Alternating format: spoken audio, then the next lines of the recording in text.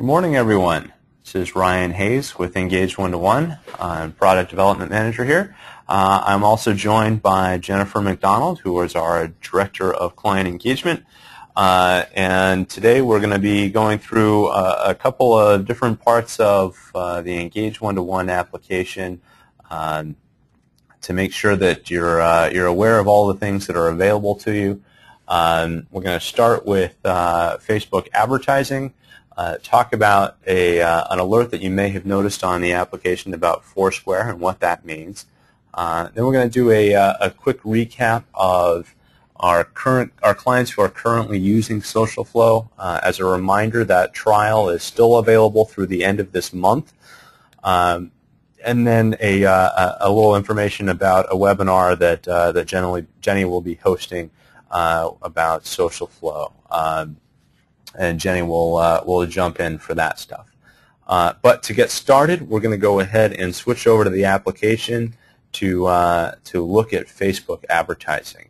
As a reminder, for those of you who have been with us before, and the number of new attendees that we have this week, the phone lines will be closed for the extent of this webinar. So if you do have any questions about what you see on screen or problems hearing or anything along those lines, please use the questions functionality in the GoToWebinar software.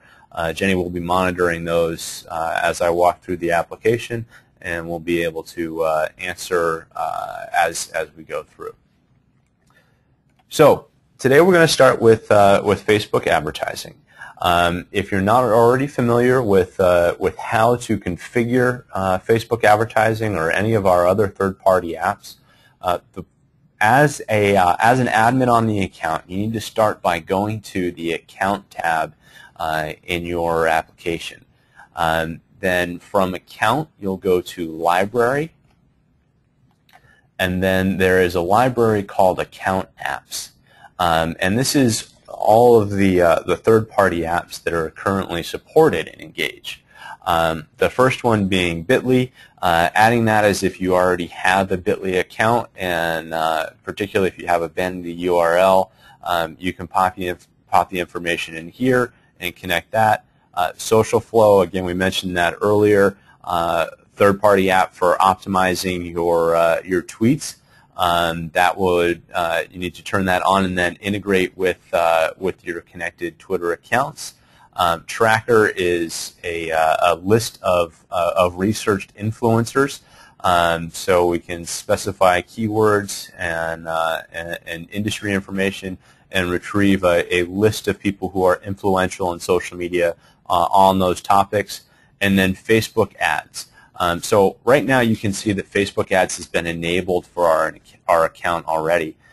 So I'm going to deactivate it for a moment so we can follow the process. But I'll click on Add. We'll see the terms for Facebook advertising. I'll agree to that, and you'll see that it has been activated for the account. Now, before we can actually use it, I need to actually activate that or choose which users on my account have permission to use Facebook ads. This applies for Social Flow and Tracker as well. The Bitly is an account level setting. So I'll go to the Admin panel, and you'll see that I have a column for each of my third-party apps. So I would want to choose which users would have access to this. If you haven't turned this on before, everyone is going to be unchecked. If you click at the top and click on the Facebook icon, that will automatically check everyone for that column. Otherwise, you can go through and turn it on independently for each user on the account that you want to have access to it. Now, once it's been activated for that user, they can go into the library, and under My Apps, they can look at their existing profiles, their existing ad profiles, create new ones, set up any of those things for later use. But that's not actually necessary because we can do all of that when we actually get into Speak and start posting ads. So at that point, we'll switch over to Speak, and you'll notice that you may not have seen the Platform Ads button prior to now. But once you've enabled Facebook advertising, you'll see that platform ads button, and you'll be able to make use of that. We'll get to that in a second. What I'm going to start with first is what Facebook refers to as sponsored stories or sponsored posts. So we'll go ahead and create a post to go to Facebook.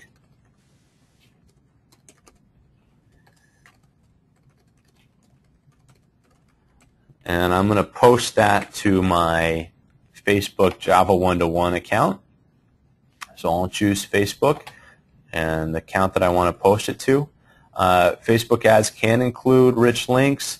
If you'd like to do that, you can do so. Otherwise, you can review your ad here, and then we'll submit the post.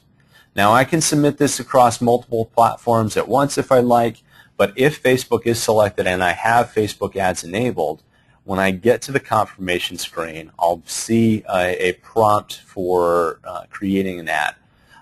So I see the post that I just created. I see what it's going to look like if I create this as an ad. And if I want to do that, I'm going to go ahead and click Yes. Then I can select from my pre-created forms or create a new form and set the date range that I want this ad to run.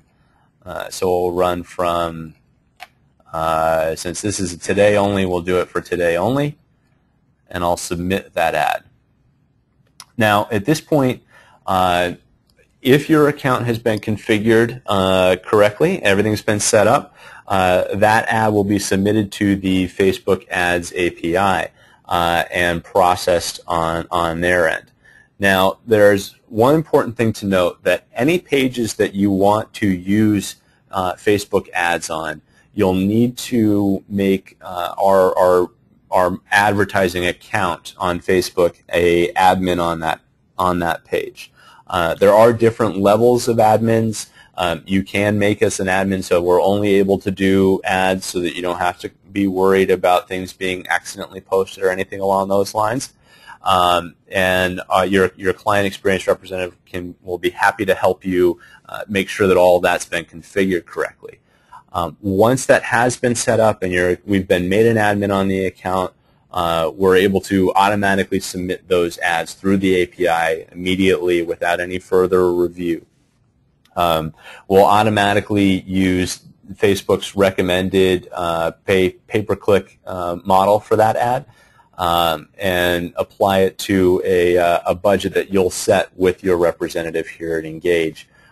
So you have a daily cap on your ad spending. So that's posting something through corporate. Now, if I want to do an ad through local, we support that as well. So I'm going to switch over to local. If you don't see local in your application, that's because you're working in a corporate-only version of the application. For those clients of ours that have a local tab, you're set up with outlets. You're an enterprise account, and we'll walk through a little bit of how that functionality works here. So if I have multiple outlets that I want to post the same ad across, I can go ahead and type in a new post here.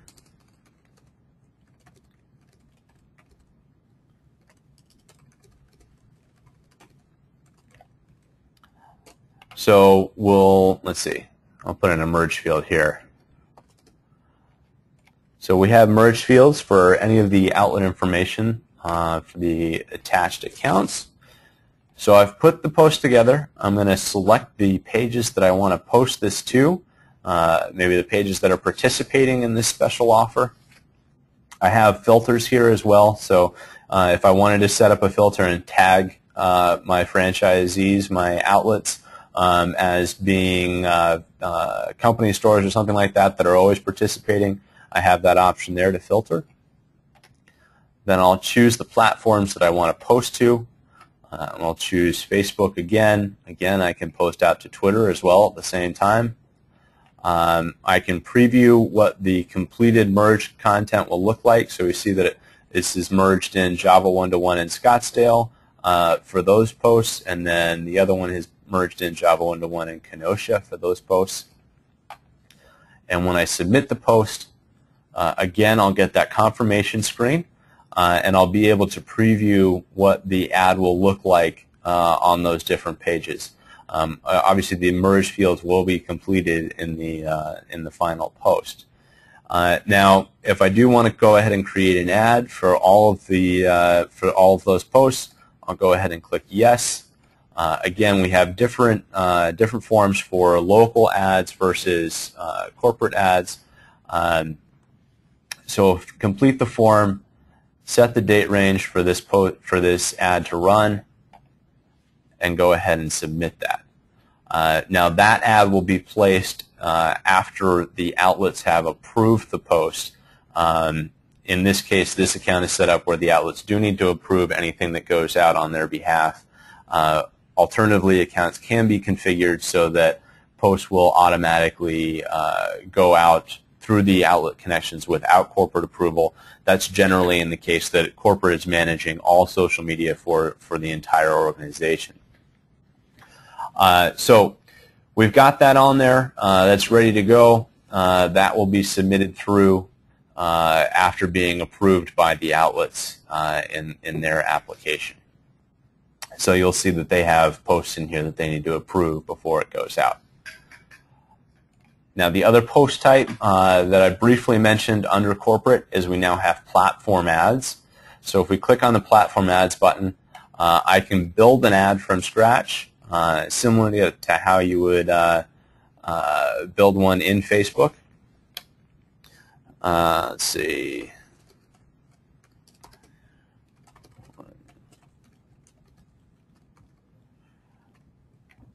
So I can put a post together. I'll include a photo to go along with it, and then when I select Facebook, I can choose, again, the different profiles that I have, and I can choose what I want to promote. If I want to promote a Facebook page, or if I want to promote a URL. So if I select a page, it's going to work similar to how the sponsored story works, in the sense that it's going to drive someone back to my Facebook page. However, if I want to drive someone to my my external website, if I have a special offer and I want to include that as the action item, I can do that as well. And here I can preview the ad, see what it's going to look like, and then post the ad through. Additionally, if your outlets are transitioned to outlet access or are in the process of being transitioned to outlet access, we do have Facebook ads integration in outlet access as well. So if we look at, in this case, we're looking at a real estate firm, or an example of a real estate firm. So we're under Market My Properties. I have Target New Customers as one of the advertising types that I have. So we've worked with, in this case, we would work with corporate to identify some predefined ad templates that would likely be used by their outlets. They also have the option of creating their own, work similar to how we looked at platform ads in Facebook or in corporate. But we can choose one of the templates, and everything is predefined here. So they're going to choose the page that they want it to direct to, and they can edit the text if they want to, but otherwise it's all filled in for them. And they can put something together very quickly and easily here and see what that ad is going to look like. So a very simplified way to drive traffic for your Facebook pages, for your external sites, and very powerful. We've seen very powerful results for our own ads. We use them for our own posts for our Engage121 Facebook page, and also for our clients' use of Facebook ads. But again, important thing to remember here is that we do need to be made an admin on the page in order to complete those ad buys for you. Unfortunately, it's a limitation with Facebook at this point. We can't just go and start purchasing ads on your behalf without your authorization. So we do need to make that setup first. That would apply to the corporate pages as well as any local pages if we're doing that as well. But once that's been set up, you can see that it's a very simple process to create new ads and submit them through, whether it's a simple sponsored story or something that's a more platform ad or just a general advertisement. So at this point, I am going to hand off to Jenny, who will give you a little bit of information about our client's usage of social flow, and then the webinar that she has coming up on that topic. So I'm going to pass this on to Jenny here. Hi everybody. I'm really excited to talk to you about social flow. We've had really good success for our clients using it. I actually also use it on the Engage121 Twitter handle.